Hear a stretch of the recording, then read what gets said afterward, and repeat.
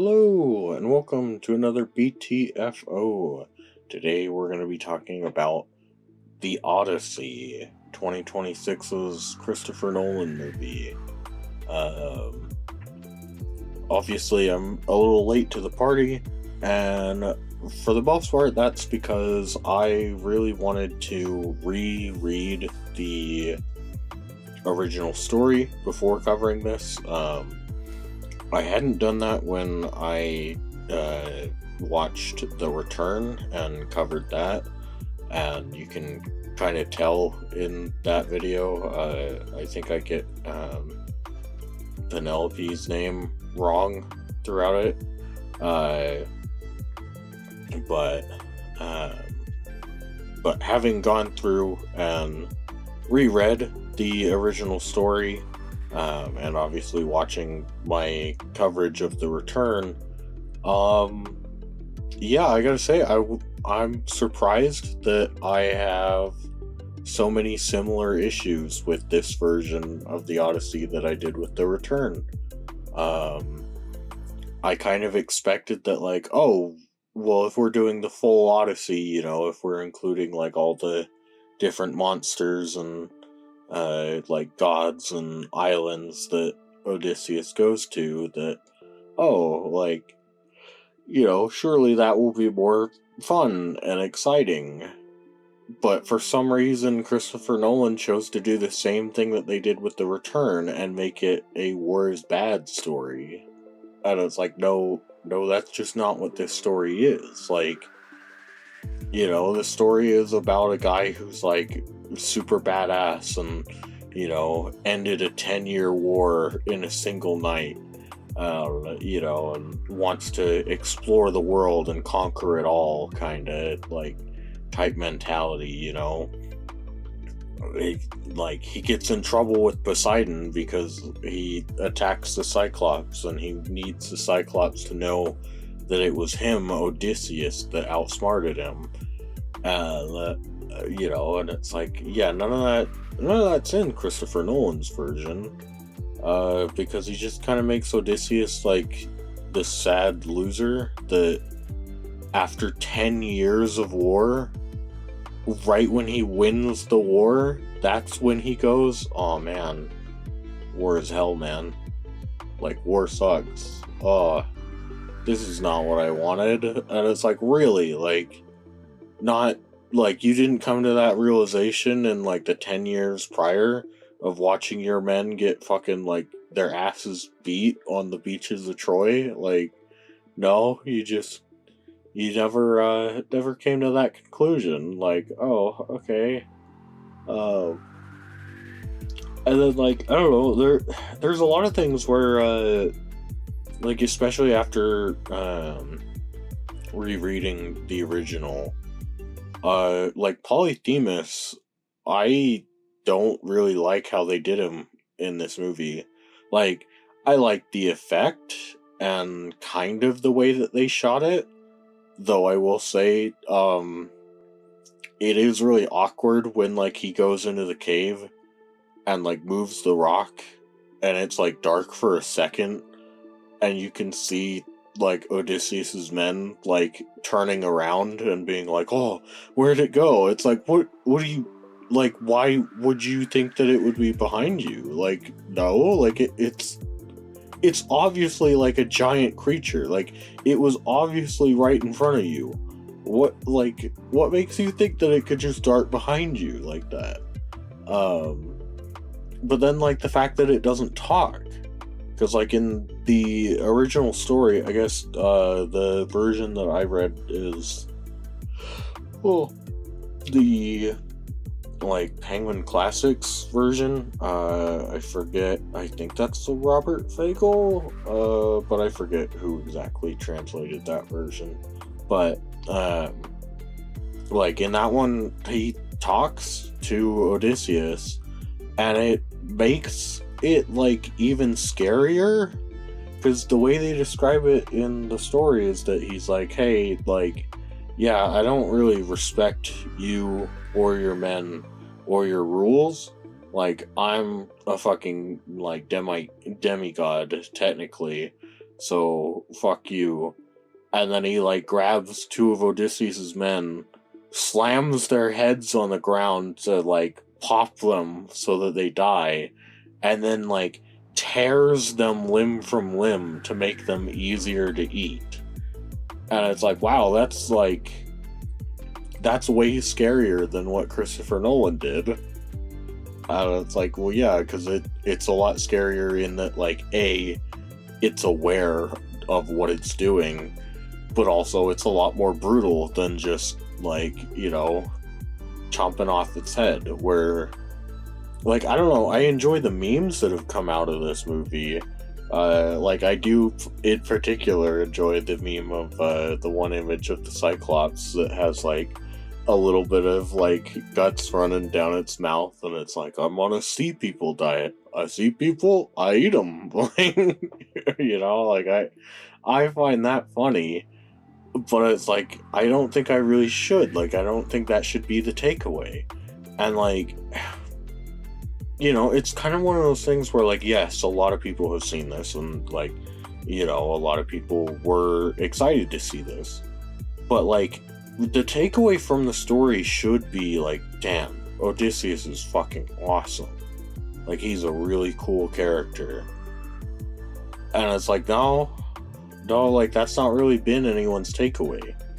Like, most people's takeaway is like, oh man, like, it was pretty funny when Robert Pattinson was, like, calling out all the weapons that were being dropped down from that hole. It's like, yeah, oh, somebody get these beggars out of here. It's like, yep, that's pretty funny too. Like, you know, or the most recent one, the Tom Holland, enough, the feast is done. It's like, yeah, like, it's funny, but, you know, it's like, it's not, and it's not in the way that, like, I think it should be, because I don't know, I don't remember too many of, like, the actually intended comedic beats from this film, but I do remember the one with Cersei in the theater, and this was, like, the Saturday night that it came out, that, like, yeah, that did not land with anyone. Like, I saw it in, like, a packed theater, and no one in that theater was like, oh man, like, no one laughed. Everyone was just kind of, like, quiet when she's like, like, you know, I keep my sister as a crow because we get along better that way. And it's like, well, yeah, it probably doesn't work because it's one of those, like, really awkward, like, Nolan, like, she's a really bad person. Do you not realize that? Like, it's really hard to empathize with her when, like, especially when it's like, oh, you specifically went out of your way to show us, like, how horrific her turning people into animals is for that person. It's like, I gotta imagine that, like, living as a crow is probably, like, hell for her sister, right? But, like, it's supposed to be funny, haha. And it's like, oh, well, don't you get it? Like, she was right. They would have raped her. And I was like, no, they wouldn't. Like, they had every opportunity to. They didn't. Like, you know, it's like, no, like, you can't just tell me that, like, oh, Odysseus' crew is bad. And, like, I will say for The Return that, like, as much as I really don't like taking this story and turning it into a war is bad type thing, I don't like taking Odysseus and turning him from, like, the clever trickster to the, like, oh man, I'm so sad kind of guy. But I will say, in The Return's favor, that him being depressed about losing all of his men is a much better motivation rather than the Matt Damon kind of, like, oh, I didn't realize that war meant, like, killing people and sacking cities, and now that I know that, I've become disenfranchised and I'm kind of an atheist now.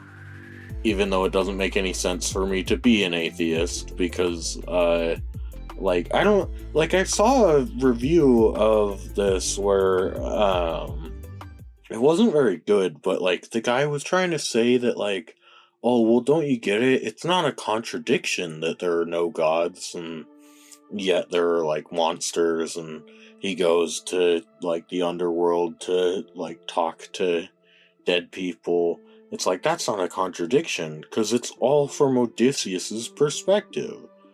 And it's like, okay, so A, we've just shifted the blame to Odysseus, you're a bad storyteller then. But also, because it's like, well, okay, like, what about Calypso, though? Like, is she just a person that, like, you know, but also it's like, so in his own retelling of the story, he acknowledges that, like, nah, there is a bunch of magic, but I am the cool atheist guy that doesn't believe in the things that I can blatantly see with my eyes. Like, you know, it's like, I don't know, man, like, that just feels really weird. Like, why did he tell his men that, like, Circe gets her power from their gods? Like, you know, it's like, I don't know, like, that feels really weird, like, but, yeah, I don't like this film, and I will say, because I think, broadly, I think Nolan, and I have yet to see some of Nolan's earlier films, but I think he like hyperfixates on an aspect of filmmaking for a lot of his like movies, and I think like The Prestige worked out really well because that is the script. Like, you can see it in interviews and stuff. Like, he very much, when he's talking about The Prestige, he talks about the script and how important that is. And it's like, cool, yeah, The Prestige worked out really fucking well. But then you get things like Tenet, where it's like, oh, he clearly just wanted to focus on the, like, having people move backwards and forwards in the same frame technology. And, like, don't get me wrong, that all looks great, but Tenet is like one of the worst scripts I've ever seen. You know, like, I'm sorry, but like, he didn't even bother to name the main character. He just called him protagonist. It's like, dude, how fucking, like, you know, it's like, as much as I hate the Avatar movies, like, you know, Jake Sully is a character name. Like, you know, like, at least fucking James Cameron bothered to name him. And then, like, with Tenet, it's like, oh, the main plot is, well, they have to stop a bomb that if it goes off, it will destroy all of time. I was like, oh, well, guess what? Like, they don't actually have to do that. It's like, what do you mean? Like, no, like, actually, like, you know, as uncertain as the future is, I can tell you for certain, right now, I will bet my entire, like, you know, family lineage on that there will never be a bomb that destroys all of time in existence. Because I'm here. I exist. Like, you know, I'm moving through time. That's not how that works, Nolan. That, like, you know, it's like, I'm sorry, but, like, it makes it really hard to care about anything that happens in that movie. And then it also makes it really hard to care that fucking, Russian guy's wife is like, oh, the bomb that will destroy literally all of existence is tied to a dead man's switch on my husband.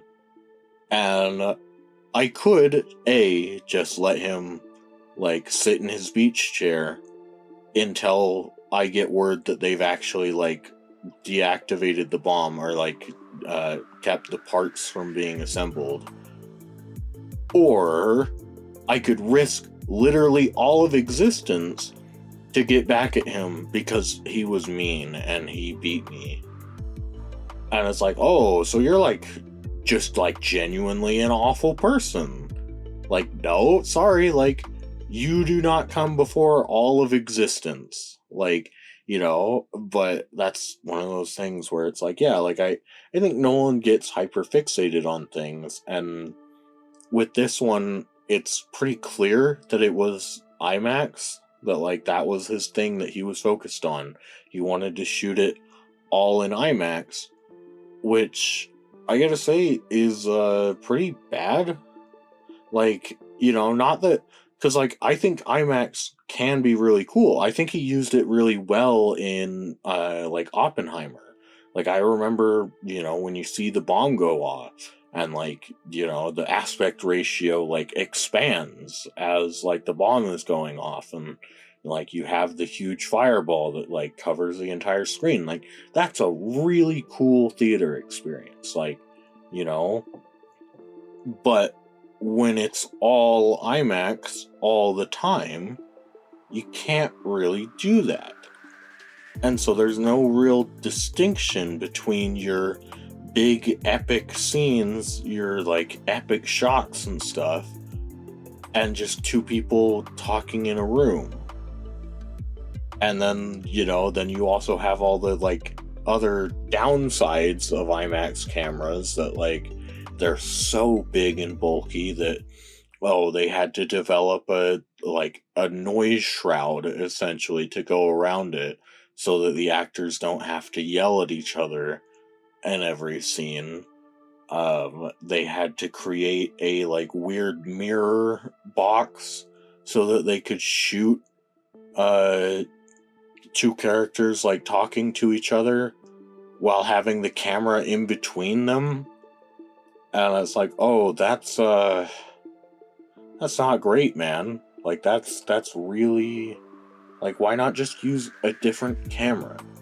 Like use a more practical camera. Then like, you have the Anne Hathaway scene where she's like going in and out of focus because the focus is so shallow because it's not really built for close-ups. It's built for like really wide epic shots. I don't know. So it's like, yeah, I don't know. Like, some of these things are just kind of incompetent. And it's like, oh, yeah, I really hope that Nolan with his next film focuses on the script again. Like, that would be nice, But I don't know. Who knows what he'll focus on? But I don't know. Like, at least for me, that's my theory, and I don't know how solid it is. I haven't thought through specifically every one of Nolan's films, but like I think he does kind of just hyperfixate on like an aspect of filmmaking and goes from there. And it's like it's kind of lame, where it's like, I don't know, like it just, I don't know. And it also feels kind of disrespectful that like, much like The Return, where The Return, at least I can give some credit that it's like, well, it wasn't a super massive budget. But this, it's like, no, you did spend a lot of money. You spent more money than like reasonably anyone will ever get again to adapt the story. This story has been around and been significant for over 3,000 years. You'd think that you might have the respect to, because it's like, I'm not opposed to changes in adaptation, but I think that every adaptation change needs to be looked at as, am I improving the story? Is this an improvement on the original? If it's not, then maybe don't do it. Like, I don't think that's that hard of a like rule to have for adaptations, that like you can make changes, sure, but it has to be an improvement, because like, I don't know, at the very least, because like I just read Do Androids Dream of Electric Sheep, and like it and Blade Runner are very different by the end. Like they're pretty similar plot wise, but like as far as theme and stuff goes, and like character interactions, they like veer off very differently. But I really like both of them. Um, like, both of them are really good. Both of them have their pros and cons. And so it's like, would I tell, like, Ridley Scott, like, why are you changing this from the book? It's like, no, not really. Like, most of his changes I can see and be like, okay, yeah, like, I can see why you wanted to do that. I can see why, like, at least for a film adaptation, Mercerism is kind of a big concept to get into. So maybe that's something that's, like, better left for the book, because that necessitates change. So it's like, I don't know, there's a big conversation to be had, basically, when it comes to the nature of adaptation, but I don't see where in Nolan's Odyssey the adaptation changes were made for the better. Like, I really, do we need another War is Bad story? Like, realistically, it's like, do we not have enough of those? Maybe it's about damn time that we had more stories that were like, hey, you know what, like, nah, I'm gonna fight for this because I believe it's the right thing to fight for, and, like, I don't really give a damn, like, what anyone else thinks. It's like, that could be cool. It could be a change of pace right now, or, like, it's kind of a crazy thing to think about, that right now you would be more subversive to have, like, a classic hero that wants to do good for goodness sake. Like, can we please, we'll just model all of the heroes off of Santa Claus, okay? Like, but yeah, I don't know. As far as Nolan's Odyssey goes, I would not recommend it. I think it's too long for how, like, little good comes out of it.